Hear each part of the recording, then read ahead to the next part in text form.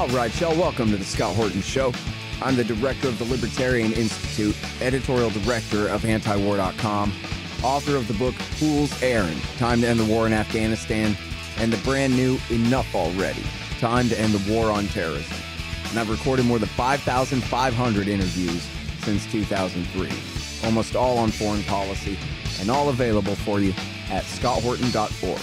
You can sign up for the podcast feed there, and the full interview archive is also available at youtube.com/Scott Horton Show. All right, you guys, introducing Kalmen Barkin.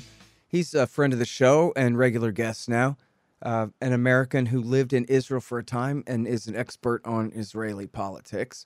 And welcome back to the show, Kalmen. How are you doing, sir? I'm doing all right. How you doing, Scott? I'm doing good. Very happy to have you on the show here. I want to know everything you know and think about Naftali Bennett, the new Prime Minister of Israel. Please, sir.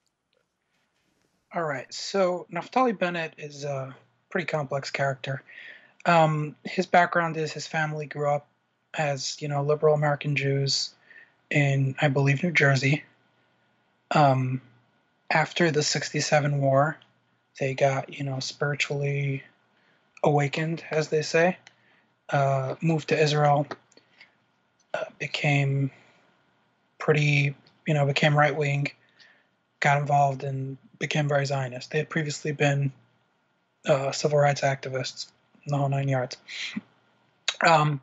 They come from, so when they made this transition, they sent him, he was quite young, they sent him to a more religious school as a child, and that's where he became religious, and he in turn had an effect on his family as well and made them more religious.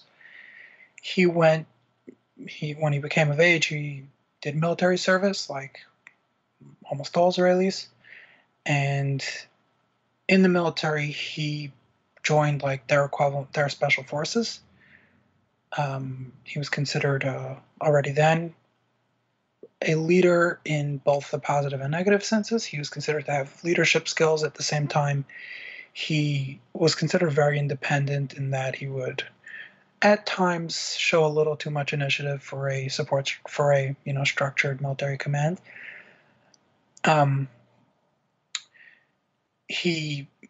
That's kind of where he comes from. He'd become less religious during his military service. When he left the military, he went into high tech, made very decent money, but not like he was involved in founding companies that had very successful exits, but he went away with a few $1 million, but not exactly a billionaire. And yeah, he made a lot of money in tech. He got involved as part of Netanyahu's office when Ariel Sharon left Likud to found his own party after he moved to the center. Netanyahu was left with the remains of Likud. He hired Naftali Bennett. He had hired first Ayal Chaked, Naftali Bennett's current number 2, and she had brought him Naftali Bennett as an office to sort of run his political office and rebuild the Likud. Within a relatively short period of time, he managed to get into a fight with Netanyahu, and especially Netanyahu's family, which played a pretty significant role in a lot of behind-the-scenes things, and got sort of kicked out of, the bad blood with Netanyahu started then. At this point, he starts various campaigns. Famously, together with Ayal Chaked, they found Israel Shali, which is a very right-wing, organization, campaign. I can't think of a good term for it. It's an organization that exists for the sake of running campaigns. And what they did was they would like call out various characters for being too left-wing and not loyal enough to the state and to the Jewish people or whatever. Basically, their organization existed to raise money and use it to campaign against, to like viciously go after people for being on the left. Then eventually he was hired to run the messaging for the West Bank and the West Bank, all the West Bank settlements together, like all their mayors have a forum, and they have like an organization, a regional organization that does a lot of political activism on behalf of the settlements, and he was hired to lead their messaging. Eventually, he decides he's going back into national politics, meaning he had been in Netanyahu's office, but he's going to enter in as a politician himself. He teamed up with Eyal Jaked and another friend of his, a marketing guy. His name is Klugoft. The plan was to either join the Likud or make his own party. And to sort of build his personal brand, he started, making viral videos and, doing interviews on CNN and the type of thing, defending propaganda on behalf of Israel. Eventually, he gets the religious right party begins to fall apart, and they reach out to him and ask him to sort of take over some elements in there. Reach out to him and ask him to run for leadership of their party. He runs, he wins. He brings the party onto the stage, and that's where he sort of becomes in politics, as he's religious himself, but not overly religious, but he took over a very religious party. Eventually, this caused all kinds of schisms. He left together with Eyal Jaked, and they made their own right-wing party, which was explicitly marketed as being less religious, meaning being a mix of religious and non-religious, not being committed necessarily to the religious right, but being a home for the religious right as well. During one of these rounds of elections, they actually didn't pass the bar and didn't make it into Knesset, but there was a repeat election, so they did fine. That basically brings us to where we are. So then came the current election. He joined. Actually, hold it right there before we get to the current one here. Can you explain? Go back to just that very last point about how I thought he got no seats at all. His party got 0 seats 1 election or 2 elections ago, and now he's the prime minister. That was a technicality, or what happened there? All right. So in Israel, there isn't a rule about the prime minister isn't elected directly. The prime minister is elected from within the Knesset. Sure. So any member of Knesset can be prime minister in theory. Usually it's the guy with either the biggest party or a close second. Like Netanyahu became prime minister with 28 seats when Tzipi Livni got 29 seats. Mm-hmm. But typically it's the guy with the biggest party. What happened was there was a little bit, the right wing was slightly bigger than the left wing, so even though the largest left wing party was 1 seat larger than the right wing party, he became prime minister. But this is in 2009. Mm-hmm.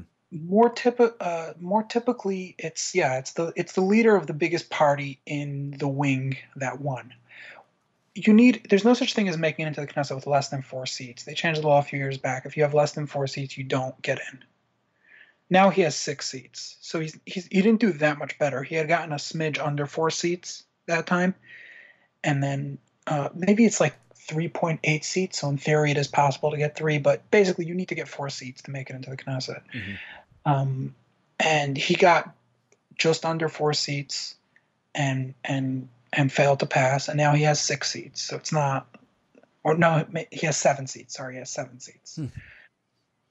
What happened is, basically, he went to the left wing and said, you guys have no chance without me. If you allow me to be prime minister, then guess what? You're back in power, which you haven't been forever. So they were like, okay, whatever. And by the left wing, that means the Labor Party or people to the right of them?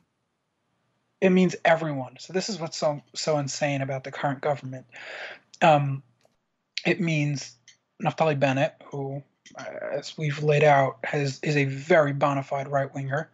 It includes Gidon Sa'ar, which is also bona fide hardcore right-winger with a very long record to prove it. That's 13 out of the 61 seats. But then it includes Meretz, which is a genuine left-wing party.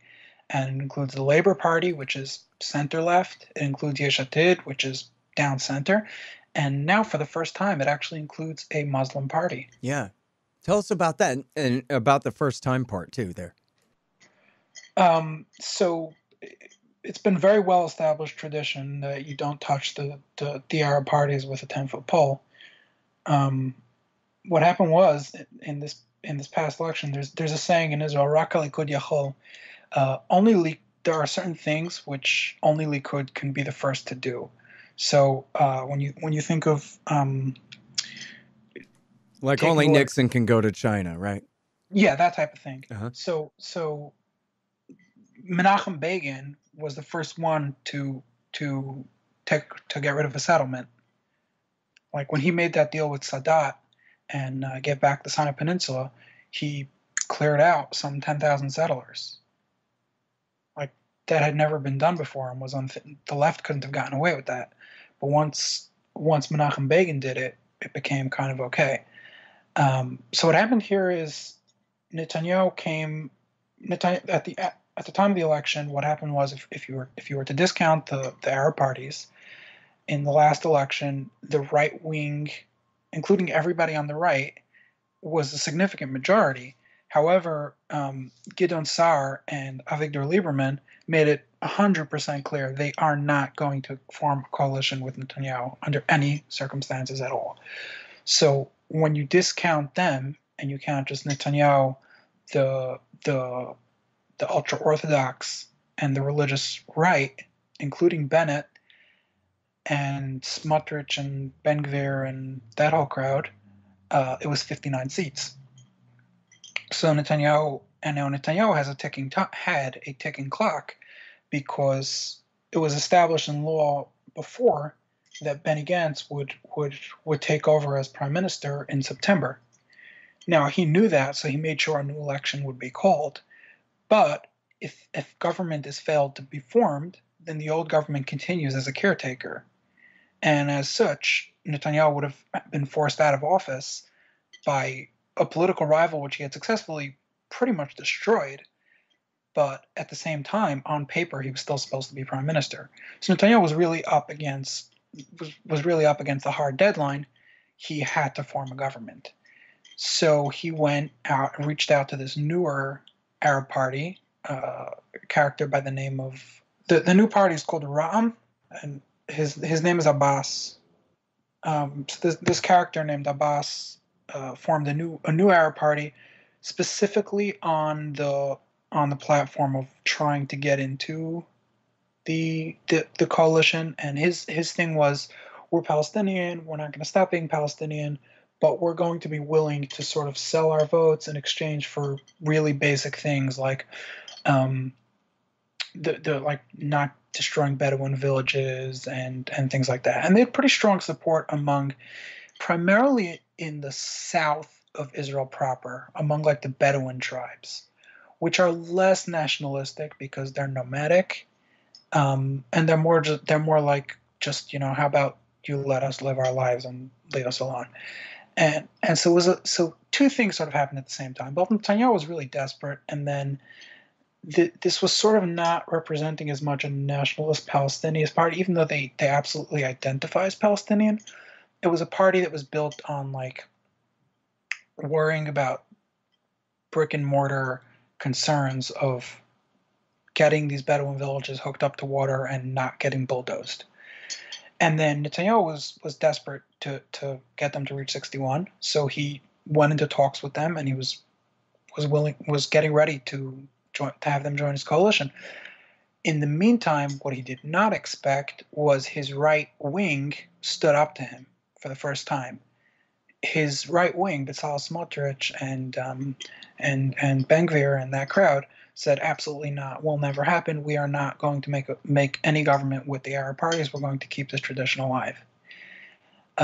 Because of that, it fell through. It went to the last minute. He pressured him. He called all the rabbis. He had everybody. He used every pressure mechanism he has, and it fell through. They refused.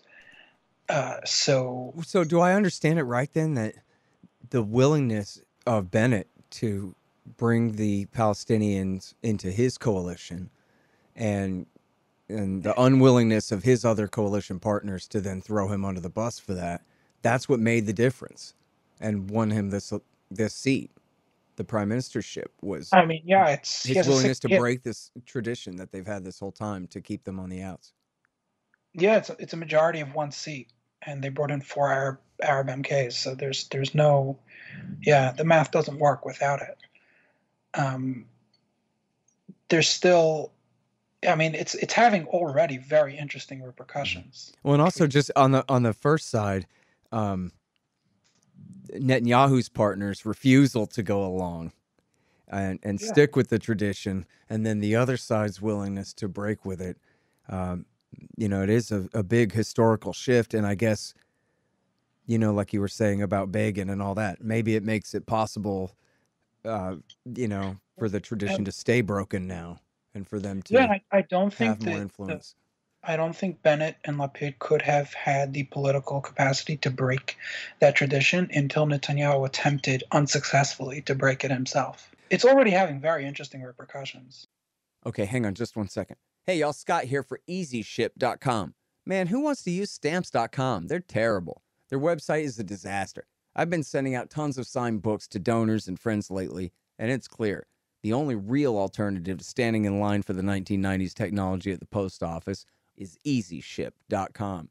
Preparing and printing labels with EasyShip.com is as easy as can be, and they are cheaper and better than Stamps.com. You can even send 100 free packages per month. Start out at scotthorton.org/easyship. Hey, look here, y'all. You know I'm for the non-aggression principle and all, but you know who it's okay to kill?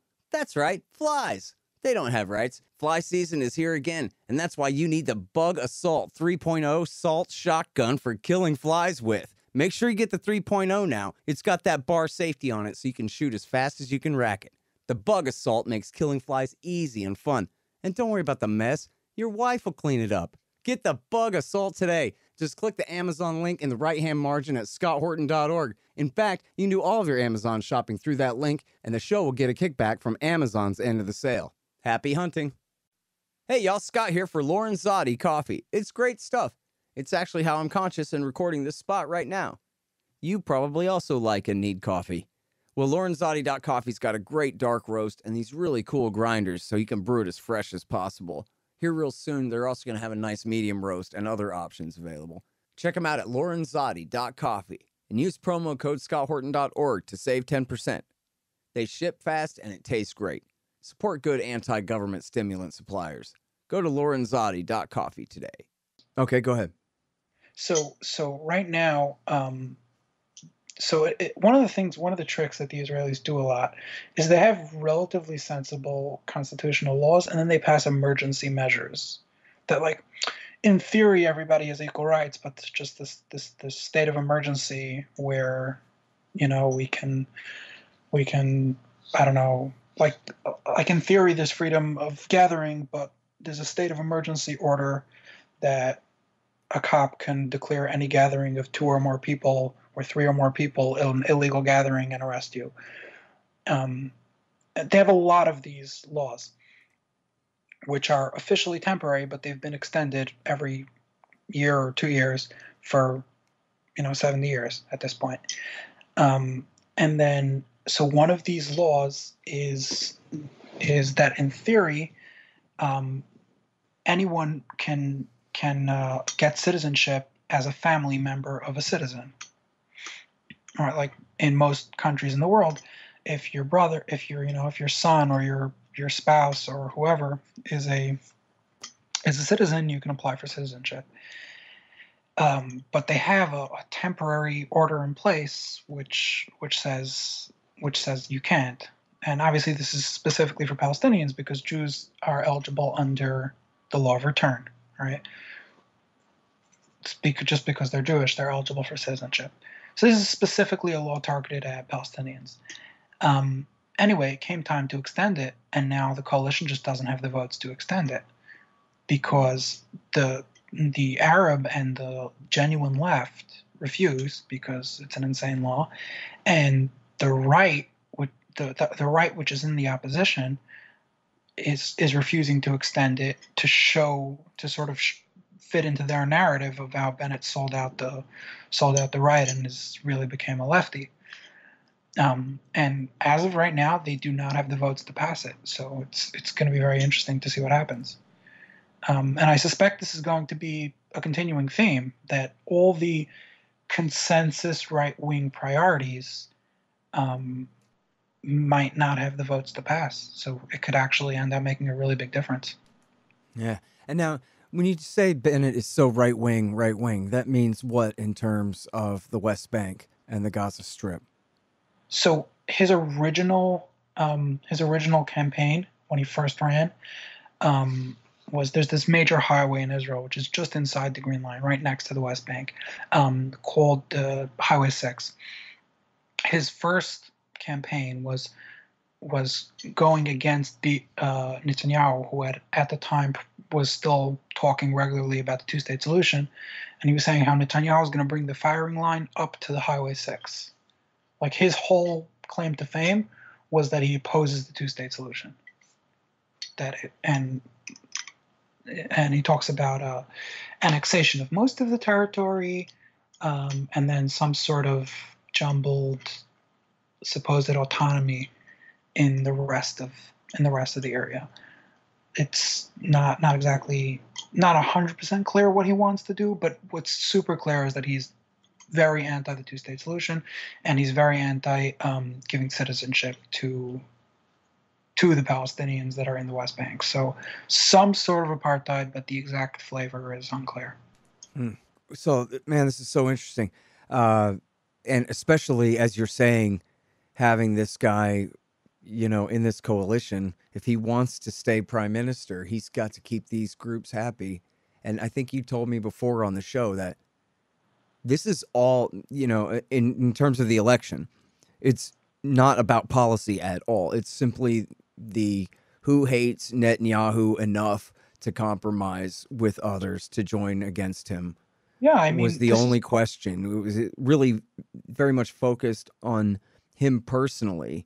And then but as you're saying, we are seeing very interesting results coming this from coalition, like I said, it's all about not liking Bibi. This coalition is from Bennett, who, like I mentioned, and there's another guy in the coalition, Victor Lieberman, who he's famous for saying that he wants to bomb like the biggest dam in Cairo. He was like talking about bombing the dams of the Nile. Yeah, so, the Aswan Dam. The Aswan Dam. Yeah, and it was over because Mubarak didn't want to come to Jerusalem to kiss his ring or something. That was the offense. He like fits in the prototype of a mobster. And then in the same government, you have solid bona fide lefties, like which are basically the equivalent of I don't know, probably to the left of AOC, even a few of them, in the U.S., the Meretz Party, which is just a solid left-wing party. And then you have these Muslim parties as well. So this coalition doesn't really have anything in common. It's the entire wing. Mm-hmm. It's the entire Israeli politics. Well, does that mean that it's going to fall apart in no time and Netanyahu is going to be right back in the chair? It's hard to tell. It's an unprecedented situation. As long as Netanyahu is the head of the opposition, I don't know. I mean, this really is a truly unprecedented situation. And now is Netanyahu in more legal jeopardy from his criminal cases? It's hard to know for sure, but they do say that they expect the trial to move quicker now. Now that the judges are not gonna, they're not gonna buy that he's busy as prime minister, so they need to delay it. Mm-hmm. So it should move probably quicker. All right, now I want to ask you about this. It's something that you had brought up on the show the last time we talked, and then you emailed me the translation from a guy named Bezalel Smotrich, leader of Israel's religious Zionist party. First of all, can you talk about him and how powerful he is? I gather he's a former member of the Knesset, right? Oh, no. He is the guy responsible for sinking Netanyahu's attempt at a government because he refused to sit with the Arab parties. Oh, he was that guy. Yeah. Gotcha. Bezalel Smotrich, his name is. Interesting. And then, so he knew good and well how bad this was going to hurt Netanyahu, but he was willing to see left-wing parties and Arab parties come to power with Bennett anyway, despite himself? Is that it? Yeah, he put out like these long, I was reading them, these like incredibly long messages to the public, explaining how establishing a precedent that we're allowed to work with Arabs is the worst thing and it's going to cause permanent, irreversible damage.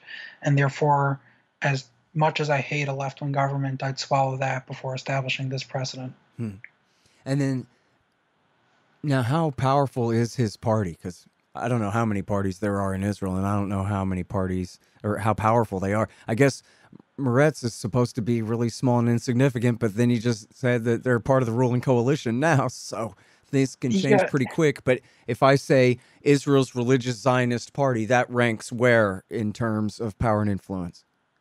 so it depends on the situation. Right now, they're in the opposition, so not a Right. lot. But in the past, they've held. So they're usually not too powerful because they're so staunchly right wing. Their positions in negotiations tend to be relatively weak because it's not like they can threaten to go to the left. But typically, they will get a couple of solid government agencies to control, depending on how many seats they have, and all kinds of money for all their pet projects. Mm-hmm.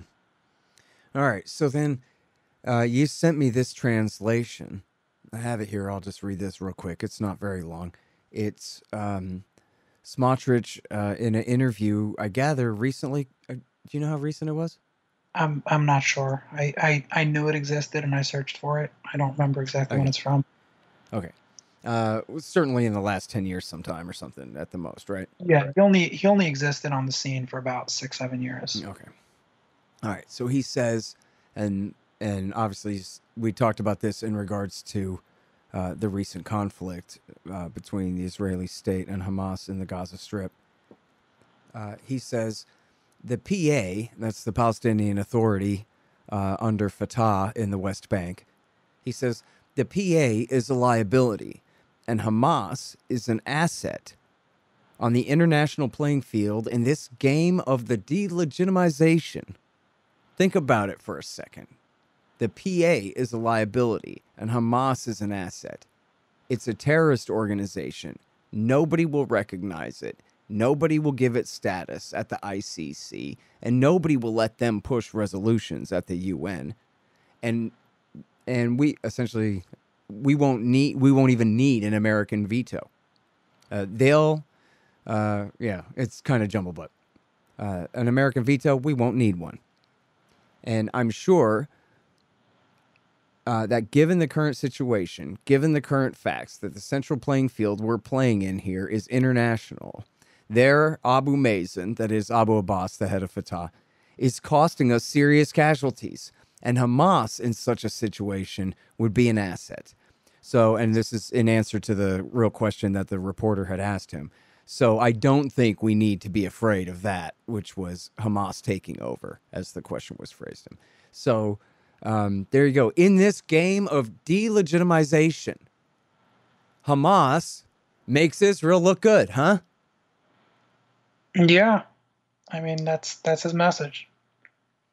And now, how representative is that statement of the thinking of the Israeli security state, do you think?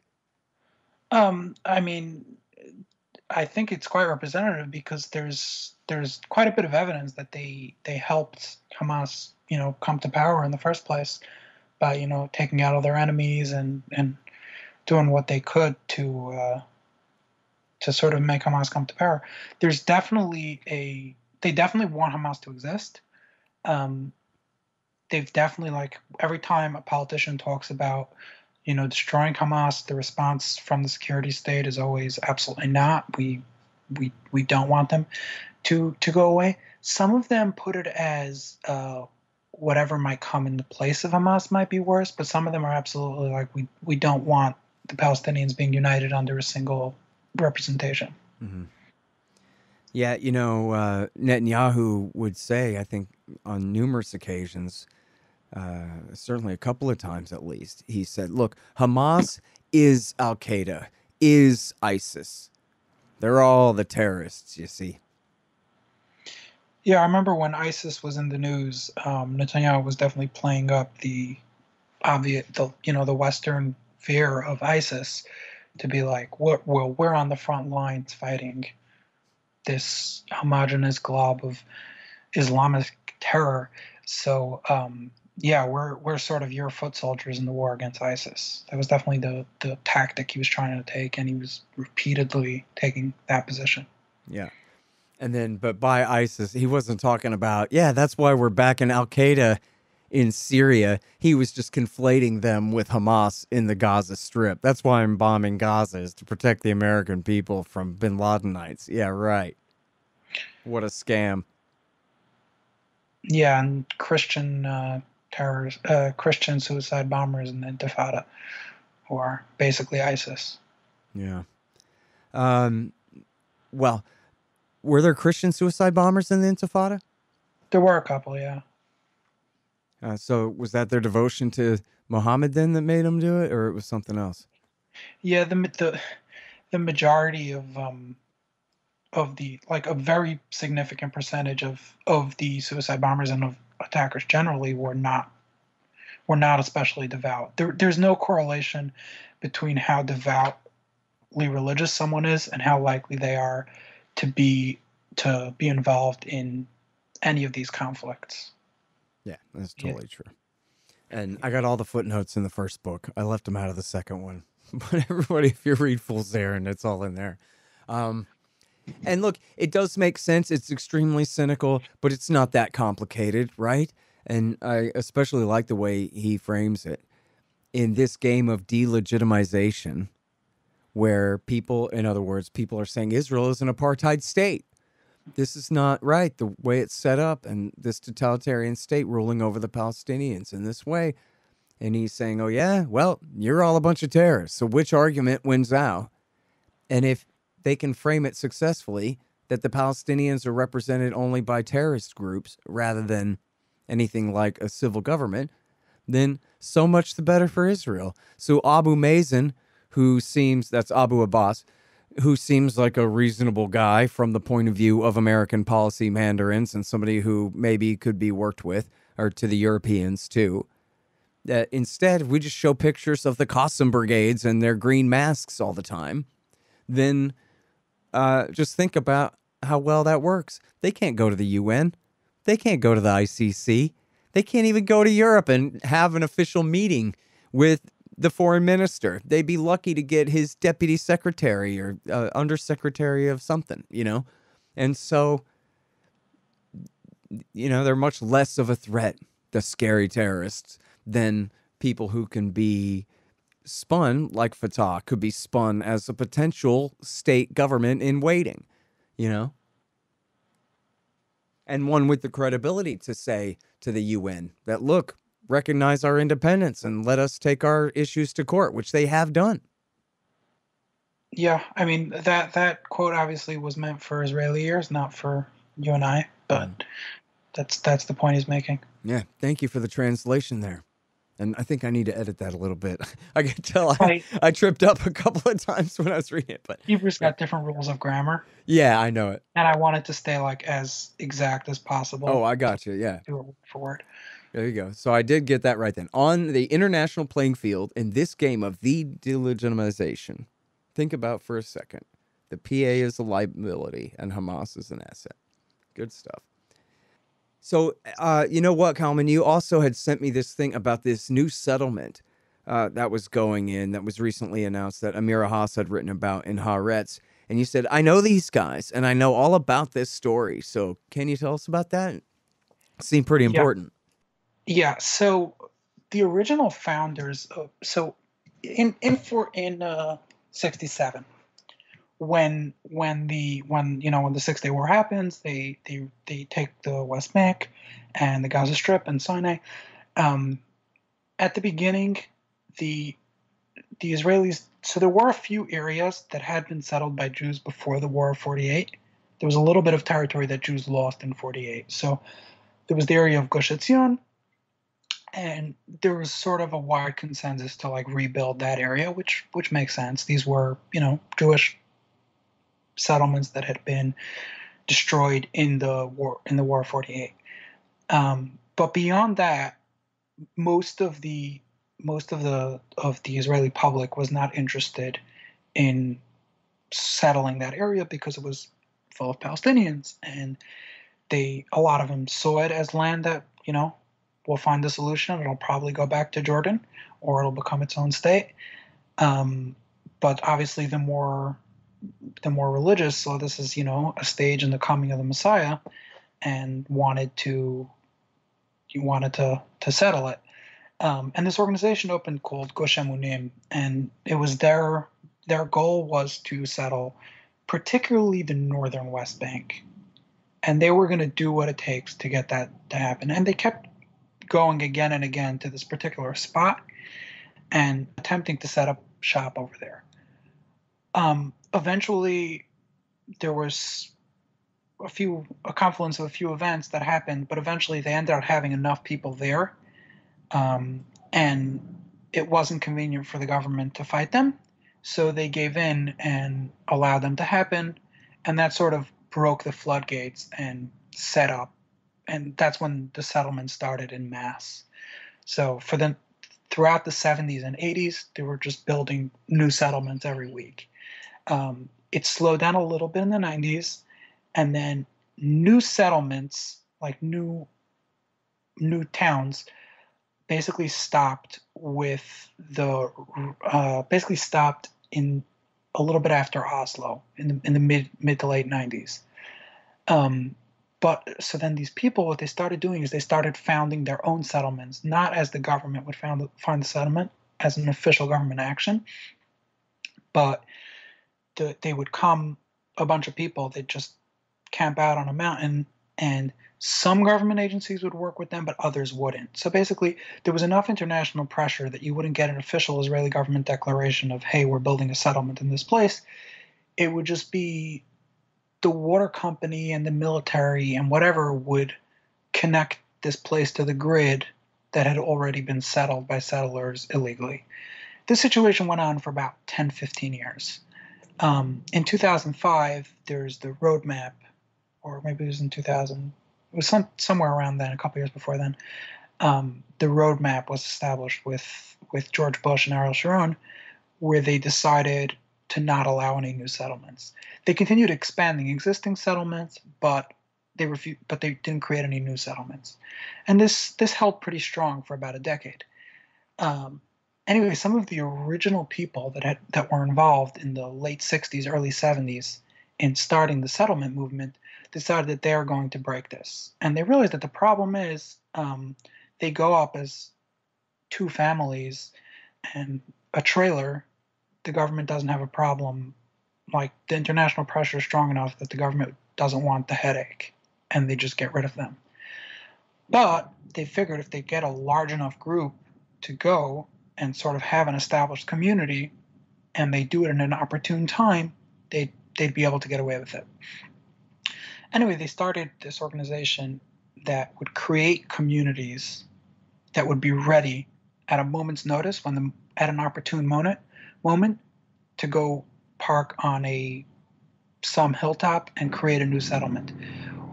What they do is they go to the closest city, sort of rent a neighborhood, be established as a community, and then collect all kinds of money and be ready, for a moment, and do regular visits to the sites, do weekends camping out at the site.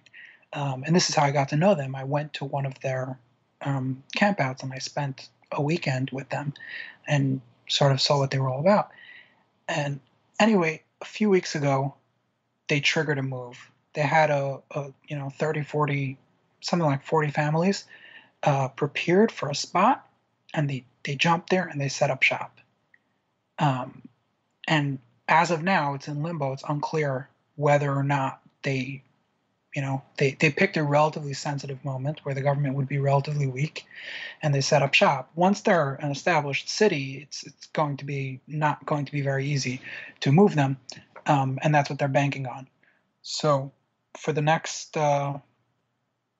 few weeks and months, it's worth keeping an eye on whether they manage to establish themselves, if the courts get involved, if the courts take a side. if the new Bennett government does something, if there's basically what happens here. And this has a potential to really be a game changer, because if they get established, it's quite likely they'll try again. They have another 6, 7, 8 communities in the waiting with pre-selected sites waiting to pounce. And is our new settlements going to start popping up again or not? It really depends how this one goes down. Yeah. And now, did I read Haas right in this Haaretz story that you sent me the link to here, that this is one of these that is kind of creates a new contiguous zone between other settlements that now, further divides Palestinians from their own property and each other?